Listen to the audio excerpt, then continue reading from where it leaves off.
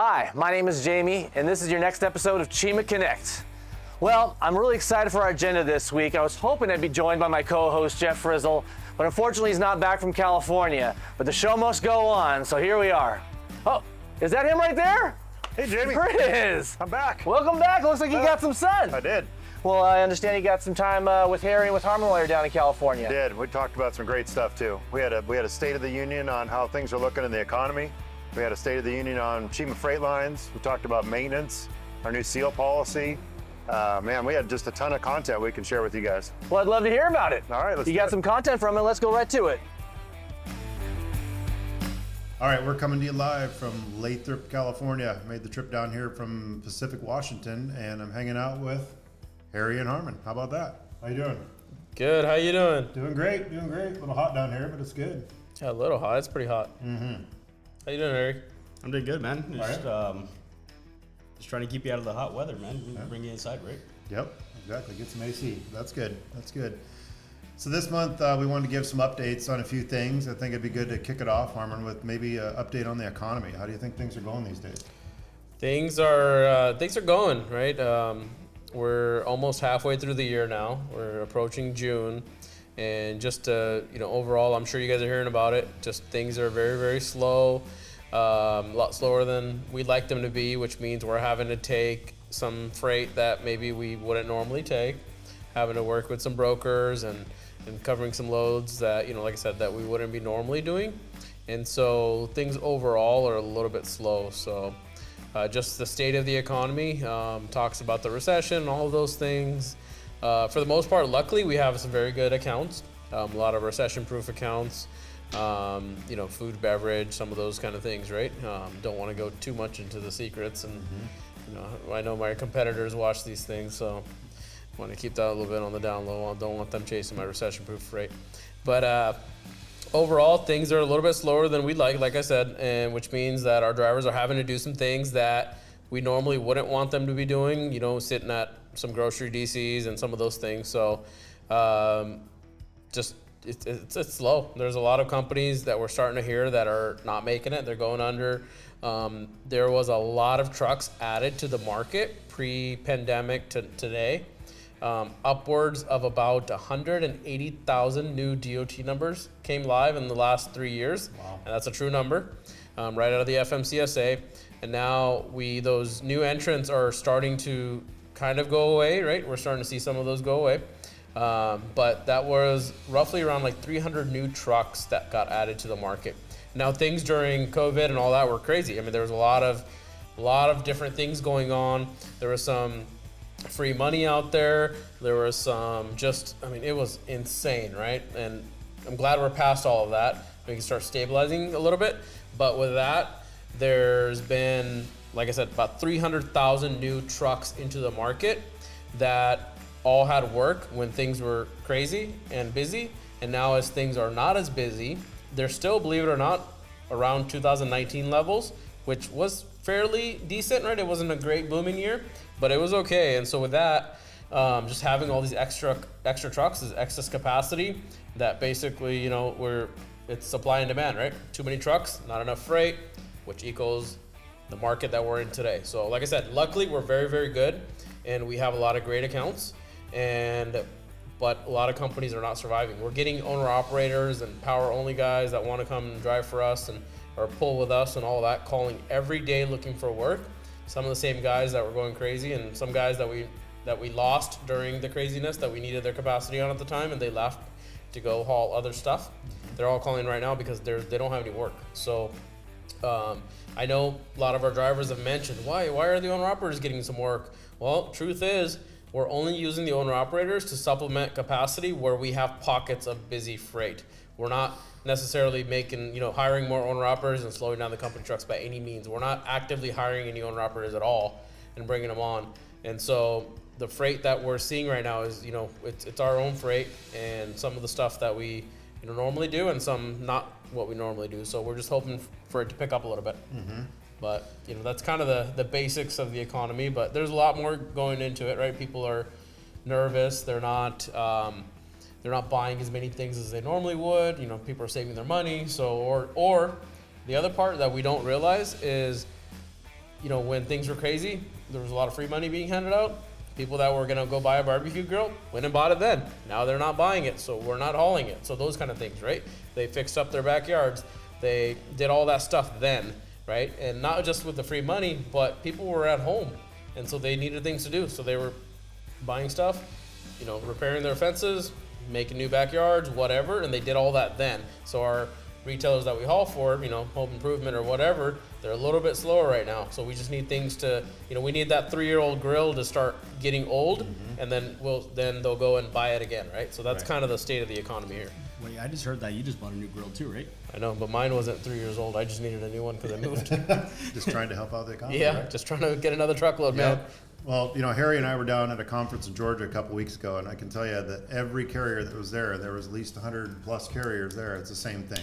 This isn't a Cheema problem really. It's a truckload, trucking company issue just because the freight may be around the same as it was pre-pandemic, but like Harman said, there's just so much more capacity out there that it's tough for everybody. So, things are slower, but it's not just us, it's across the board. Yeah, and I know we've heard some of our drivers think, well, hey, Cheema keeps growing, are we doing the right thing? And, we've been planning our growth for a long time now. We've been in business for 17 years last month, and we've been planning this. We have it kind of planned out. We're going to stay the course. We know we kind of have a game plan. We've got some good customers. We got some good strategic accounts that we're looking to grow with. And they know our plan, and we're kind of working together to do that and grow with them. So don't be alarmed. Yes, we are adding trucks. Yes, we're going to add trucks, but we're not one of those companies that has to necessarily be worried about the greater, economy, recession. It's those companies that didn't have those relationships. And we've, our drivers, kudos to you, have done a great job delivering for these customers when it was needed. And because of that, we're getting the reward and we got the business. It is slower, but we still have it. Yes, and that's another topic we want to talk about is just on-time service. Without the drivers doing exactly what needs to be done to take care of our freight, we wouldn't have the awards and the business that we have today. So we even have received this week a couple new awards. We won't mention names, but a couple new awards that help us grow because we have very stable service. So we really appreciate that to all of our drivers. Yeah, and our sales team, our ops team, everybody's working hard to bring on new business and grow with our customers. But we have to service our freight and we have to do it on time. So the day you're thinking about sleeping in and not waking up on time in the morning, you should probably think twice because we're going to be hammering that pretty hard. And if I see a pattern and we see a pattern, we're going to be working hard on our side to find out what the issues are. Is it us? Did we not plan that load correctly? Could we have done a better job on operations? Did we not give all the right numbers? Or did we not communicate all the way as we should have, right? We're not perfect and we're working hard to keep our team trained up and just keep getting better. But at the same time, our drivers, you guys are professionals. A lot of you have been in the business for many, many years, so we need your help. So if you feel like you don't have a delivery number, you feel like you don't have your next pre-plan, and you don't have all the clear information, just reach out to your driver manager before they leave for their shift, right? Try to do it several hours before and say, hey, what am I doing tomorrow? Like, get ahead of it. Help yourself get ahead of it too. We're working hard to try to get ahead of it, but sometimes if things don't happen the way they're supposed to, just call in and try to get ahead of it. Yep.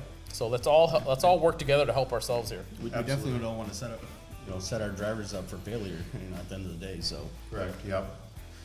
And one of the big metrics that we watch as a carrier is our tender rejection index, and that really talks about how much freight is out there in the market versus what's getting rejected. And a couple of years ago, that graph was skyrocketing in the upward direction. Today, it's completely bottomed out. So everyone is taking everything that's out there and they're servicing it to the best they possibly can. So tender rejection was roughly around 25% during the peak. So what that tells you is out of every 100 loads that were tendered, not loads, every 100 tenders that came across, 25 of them got rejected. So 25 of those tenders went to brokers, went to the open market, and even us. So we're getting thousands of loads a week offered to us at 25%. That's 250 loads roughly that we were potentially rejecting because we figured we didn't have capacity for it because we're already full. And now that tender rejection for across the board in the country is right around 1.5%. So huge hit. So all that overflow freight or all that freight that we potentially on a Tuesday that we're getting tendered for Friday, that we may have said, hey, take these 5 loads, let's just hold the other 5 trucks for if something better comes up. And it did on a Thursday. It came on a Wednesday, and then it came again on a Thursday. Then it came sometimes on a Friday for the same day. Now it's not coming. We're taking everything we can for that Friday on that Tuesday when we get those tenders. So that's what every trucking company is doing right now. Yep. So we've got to protect what we have right now, guys and girls. So that's what we got to make sure we take care of our customers. So Harry, talk to us a little bit about some of this new equipment we're seeing. All the terminals are starting to see some new trucks, new trailers. Why don't you tell the crew about that? Yeah, we've been onboarding about anywhere from 25 to 35 trucks a month in between Lathrop and Sumner. Sorry, not Sumner, Pacific now. But we're still, we're getting rid of some trucks too. So you're seeing the 2020s kind of phase out when we've been doing a pretty good job in trying to, make sure the guys that have higher miles and all that stuff, bring them in, get them in a new truck and get them rolling again, right? Without making them uncomfortable or anything like that. And try to put them in, give them preferences in between a KW or a Freightliner. We do have some more Peterbilts coming in, so if you guys want one of those, just reach out to your driver manager and let them know that, hey, that's what I'm looking for, right? So if I'm a driver and I really want that new truck, do I just keep harassing you, or what's the best way of getting it? The best way to get that truck. You mean it's not text you every 10 minutes? No, definitely not. How about every half hour? How about send you a PeopleNet message? How about message you on Facebook every day? Oh, good idea. Yeah, No. that gets a little bit over. Yeah. Believe it or not, he's had all of that, guys. That's not the best way to get that new truck. And So- if I tell you that I'm going to put you in a new truck, and I keep my word. So I always try to make sure that, we got a list in between me and Matt, and we'll coordinate with your driver manager, get you in, make sure you have enough time on that load. Obviously, we got to deliver freight on time, right? So it all comes into a factor. So at the end of the day, we will make it happen for you, get you in that new truck. But if you are in a 22 or a 23 and there's guys in 2020s, right, that have been waiting for a new truck and they've been with the company for a while, we're probably going to move them up the list a little bit because we got to trade those trucks in, and they've been in that truck for almost 400,000 miles, Yeah, right? yeah. they So put I in their get- time. Yeah, sometimes I get drivers reaching out to me. Great guys, right? We got great guys and gals, everybody driving for us. We got a great driving force. And sometimes we get these drivers coming in and asking, and like, hey, I really want one of those new trucks. Cool, what year is your truck now? Well, it's a 24, 2024, and it's 2023 right now, guys. Like, 24 models are still brand new, or even last year. So first priority is to make sure our 2020s are traded out, and those drivers all get new trucks. So if you got a 20 model truck, easiest way to find out what year your truck is, look at the truck number. If it's a 20, that means you got a 2020 model year truck. That means you're on the list for that truck to be sold, or potentially it's already been sold, because we've got a lot of our trucks pre-sold. And so you're gonna get a brand new truck, whether that's a Freightliner, Kenworth, or maybe some Peterbilts that are, coming in as well. So best way, let your driver manager know. Like I said, if you've got 2020, you don't have to do anything. We're going to get you on the list. If you have a preference, you can let your driver manager know, and we can do the best we can to accommodate that. We will try to usually just, if you want one of those makes and we got it, we don't have a problem. I mean, at the end of the day, it's just another truck for us, right? We're not like picking on anybody by not giving them that truck. And also, like, sometimes, what your preference of a truck is, it's located down in Lathrop, right? But the truck that, you're getting out of, we need to get it to Pacific. So Yeah, we're trading a lot of our trucks in Pacific, so. we might have you, take out half of your stuff and take what you need for that trip, and then maybe reposition another truck from Sumner or Pacific, sorry. I keep messing that one up. And then bring it down to Lathrop for another driver, right? So just be patient with us and work with us, and we like those guys that actually, are willing to kind of go above and beyond and make things happen. That's awesome, right? Absolutely. Absolutely. Can they bug Jamie every day? They could always bug Jamie. I mean, that's... So Harry, Jamie, there you go. you're also working on some new software that you guys are about to implement here. You've been doing some training. Can you tell us a little bit about that? Yeah, we're going on a new maintenance software. It's called Sataris. We've been working really hard our whole maintenance team is, so just bear with us. Services have been kind of bumpy, just trying to get our service schedules and all that stuff. So if you see a truck or if your truck is going over 30,000 miles from your last service, raise your hand and say, hey, I haven't got a service, or my driver manager hasn't said anything, right? We are in between this transition. Things might get a little bumpy, but we'll get you guys back on track and get those services done. Your truck should hit a shop every 30,000 miles. So just notate when the last time you were in, and make sure you bring it in, because if you don't take care of that truck, it's not going to take care of you at the end of the day. Yeah. What about those times where trucks came in to the shop and you guys pull the dipstick or the oil and there's like no oil in it? Well, that tells me, there's no. So you're going to put that driver right on top of the list for whatever truck he wants, right? Absolutely not. That tells me you don't really care. You don't care for the equipment that we're providing you, right? We really work hard to get you guys in the newest trucks and trade them out on time and get you guys serviced all the time, right? So What about if you have to tiptoe through everything they got on the ground of their truck and everything on the floor to try to get into that truck, and there's so much stuff, bottles and trucker bombs and all this disgusting stuff. You're gonna put that driver on the top of the list for whatever truck they want as well, right? I really don't want to go there right now, but it really frustrates me when a driver does pull into the shop and we open the door and there's 50 bottles that, drop to the ground. They might be empty bottles, they might be full bottles of what. So Trucker bombs, look it up. So if you're pulling through a scale and you get pulled in for an inspection and your truck looks like a mess, you're probably gonna get inspected really hard that day and you're not gonna have a good day.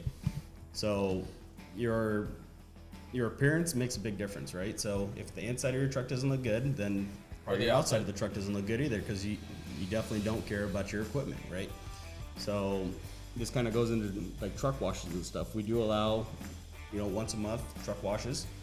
But if you feel like you just went through like a sandstorm or something and it just looks horrible, you could always ask your driver manager Send a picture in or something.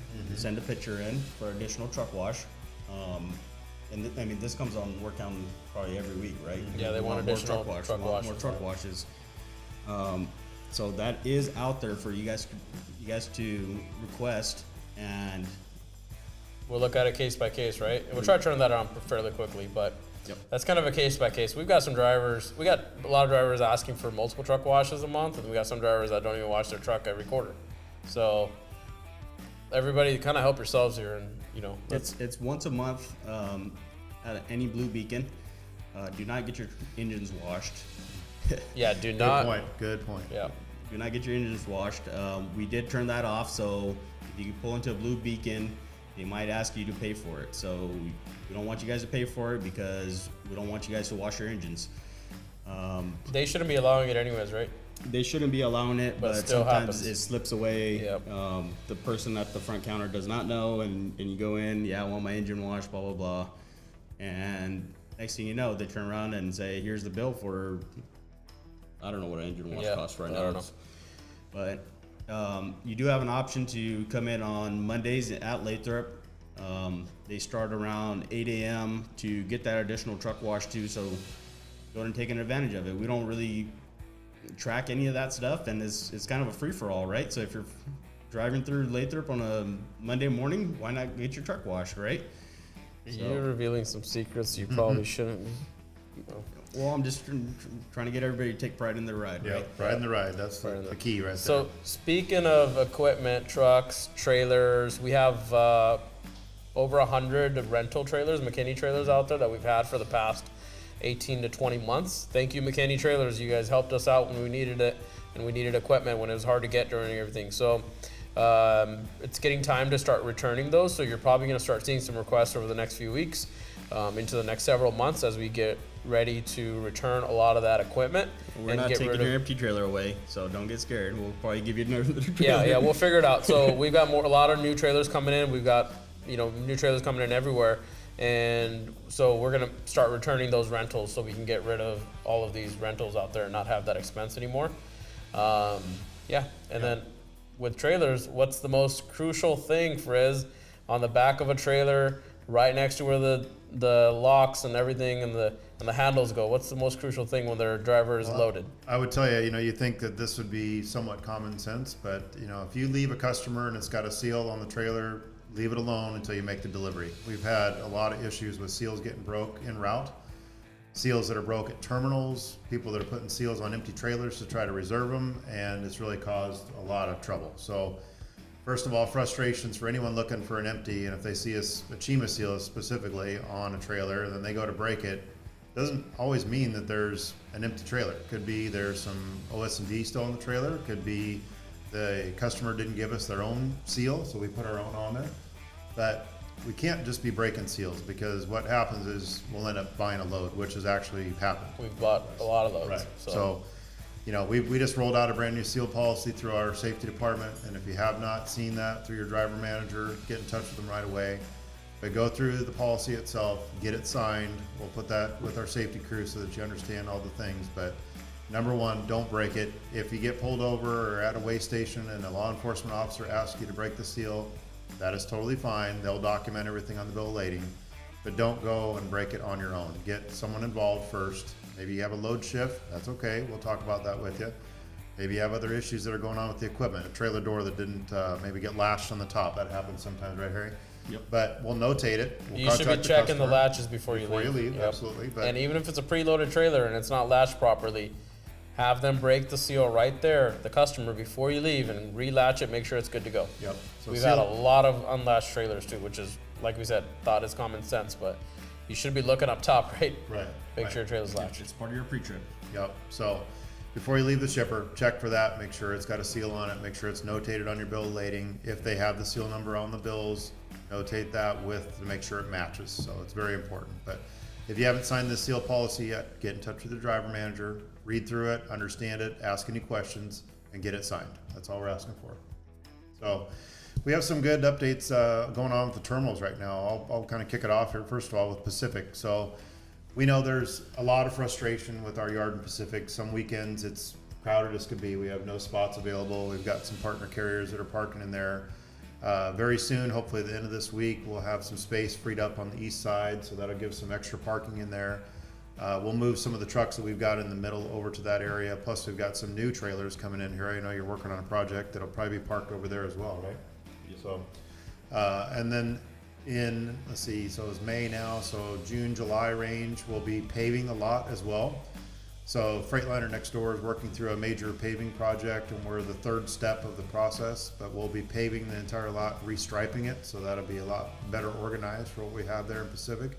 So we're excited for that, and we'll get some news out because we'll have to shift some equipment around when that happens. But for now, you guys will see some extra parking available in Pacific very soon. That's great news, because I'm tired of hearing about it. Yep, it happens every weekend, so yep, we'll get that fixed. How about Lathrop? What's going on down here? Well, still arm wrestling with the city, getting pretty close. So we're gonna start breaking ground probably. Don't quote me. Dates keep getting pushed out, but like I said, arm wrestling with the city isn't fun. But we're getting pretty close. So hopefully in the upcoming months, we're gonna start breaking ground, which will mean things are gonna be hectic for a while, and space and all that. But we'll work through that. We're gonna do it in 2 different phases. We're gonna pave the north lot first, the lot in the back all the way through. It's going to be paved. We're going to build a second shop out there, which may turn into storage or maybe a different shop for us later on in the future. We're going to use that as our primary shop while we demo our existing shop and pave and build brand new buildings and everything there. And so we've talked about that before, but we're getting new driver's lounge, we're getting new facilities, we're getting new shop, we're getting washer and dryers, we're getting showers, we're getting brand new driver's lounge. What else? Popcorn machines. I don't know what you did. Popcorn machine. And ice machine. I know we want ice machines. We're gonna get an ice machine. So we'll figure out if we're gonna get your popcorn machine or not later. Nice. Hey Harry, how about Albany? There's been a lot of comments about the Albany yard, and especially when it's raining, a lot of potholes and whatnot. But you've been putting a lot of work into that. Why don't you tell us the group about that? Glad I didn't get that one. So the Albany yard, we've been trying to grade it as we go. The biggest issue down at that yard is there's no drainage. So during this summer, once everything's cleaned up, and we're going to try to build some drainage in that yard and make sure that water, flows out of there, during the winter months when it's really nasty up there, and this Oregon, man, it just doesn't stop raining, so we don't get a break, and but yeah. Is that right? Doesn't rain stop raining in Oregon? And then the shop, we got one tech there.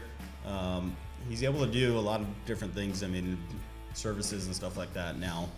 But it is a one-man show right now, so just bear with us. And if you do park in Albany and you want to get your service done during 34, that's probably a good time. So that gives them enough time to get it done as when you can, and we got a better timeline, right, at the end of the day. We are going to put additional techs there and build that shop up, so it's just going to take a little bit of time and a couple of months, so just bear with us. Yep, it just takes time, but drivers are noticing it, and we're definitely going to make it better, and give it a couple months and it'll be in much better shape, especially as we head towards the next winter. It'll be in great shape. So I think we had a power outage a couple of weeks ago too, which was the whole area. A lot of our drivers thought it was just our terminal, but it was actually about 3 miles or everywhere around our yard. So yep. Harman, how about Phoenix? A lot of people ask, are we going to set up a terminal down there? What's the latest with Phoenix? Wow, speaking of opposite of raining a lot, huh? Off the sun. Yeah, we're working hard at finding some properties down there. I was kind of waiting for this doom and gloom recession we were talking about earlier in the economy update to just kind of get better pricing, because believe it or not, desert's pretty darn expensive. So we're working hard. We're gonna probably end up leasing or buying some piece of property down there and building a terminal on it, hopefully real soon. So it's a market that we definitely want to grow. We put almost 200 trucks a week into that market now. And so we want to continue to grow that, and we feel like that's a great market for us to continue to grow. So it's kind of the only update I have right now. We have about 25 or 30 spots right now in our current drop yard. We've got a porta potty there, not many other facilities, but it's paved, it's gated, it's a clean facility, great spot for everybody to go and park if they need to. And we're growing our driver base down there as well. So we know we need some more room, and we're working hard at finding it. So hopefully next time you guys are able to get me on the show, I have a better update. Okay, that's fair. How about the mountain states? Any plans to get a terminal in any of the states that we're running in now? Well, we got a drop yard that I ended up leasing with a partner carrier in Salt Lake City. Is it Westfield? West Valley? Valley. Yeah, West Valley. West Valley, Utah. And so we have a drop yard there. We have 6 spaces. We don't have a lot of drivers based out in the mountain states just yet. We got maybe a handful of them. But it's a good drop lot as we continue to build out our Salt Lake and that market. So, but down the road, you never know. We'll see we'll go where the freight goes. There you go. So and where the drivers are. All right. Wow, that is a lot of content, a lot of good content. It was, yes. Probably too much to fit into one episode. So we won't. This is going to be a 2-parter. That was just chapter 1. There's more to come. Make sure to smash those like and subscribe buttons, and stay tuned for the second episode later this week.